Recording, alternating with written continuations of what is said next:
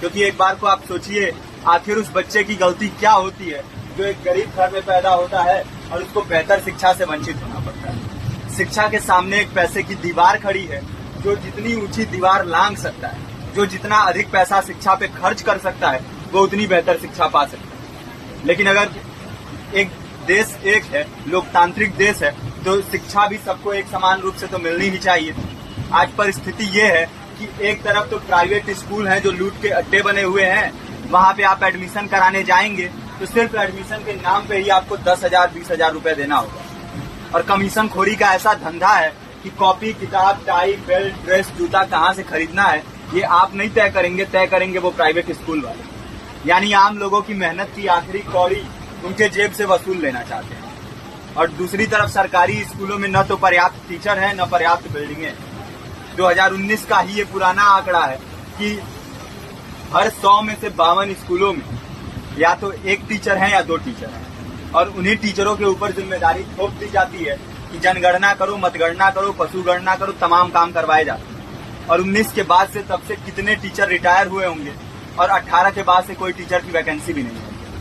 आप खुद भी सोच सकते हैं ये परिस्थिति और कितनी बिगड़ी है। इसीलिए हम लोग ये मांग उठा रहे हैं, चाहे कोई राष्ट्रपति का बच्चा हो या किसी मजदूर का, सबको शिक्षा एक समान मिलनी चाहिए और निःशुल्क रूप से मिलनी चाहिए। प्रेमचंद ने अपने दौर में भी कहा था कि एक सभ्य समाज में ऊंची से ऊंची तालीम मुफ्त होनी चाहिए और इसका पूरा खर्च गवर्नमेंट को उठाना चाहिए, क्योंकि हमारे देश को फौज से ज्यादा आवश्यकता तालीम की है। और शिक्षा से जुड़ता हुआ ही दूसरा मुद्दा हम लोग उठा रहे हैं।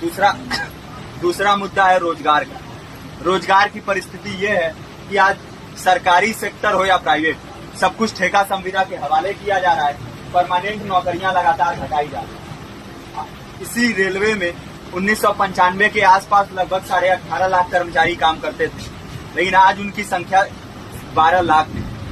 आप खुद भी सोच सकते हैं कितने बड़े पैमाने पे परमानेंट पदों को घटाया जा रहा है। और आज आलम ये है, एक तरफ लाखों पद खाली पड़े हैं, फिर भी कोई वैकेंसी नहीं निकलती। जो वैकेंसियां निकलती हैं उनमें भ्रष्टाचार होता है, पेपर लीक हो जाते हैं।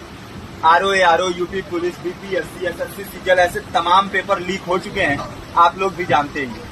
अभी नीट की धांधली में ये पता चला कि एक एक पेपर 30 लाख से 50-50 लाख रुपए में बेचा गया। हम और आप तो ये पैसा नहीं दे सकते। पूरी की पूरी कारस्तानी सरकार, प्रशासन, शिक्षा माफियाओं की होती है। और भुगतता कौन है? आम घरों के लोग, जो लोग सालों साल तैयारी करते हैं, दिन भर में 10-10 घंटे, 12-12 घंटे पढ़ते हैं। और इतनी कड़ी मेहनत के बाद, सालों साल की मेहनत के बाद उनके हाथ लगती है तो सिर्फ हताशा, निराशा, अवसाद। बहुत से छात्र नौजवान जो इस बेबसी में, इस डिप्रेशन में नहीं जी पाते, आत्महत्या तक के कदम उठा लेते हैं। लेकिन ये देश की विडंबना है कि टीवी चैनल, अखबार, मीडिया, नेता, मंत्रियों के लिए कहीं ये कोई मुद्दा नहीं है। उनके लिए मुद्दे हैं तो जाति, धर्म, रंग, नस्ल, अगड़ा पिछड़ा।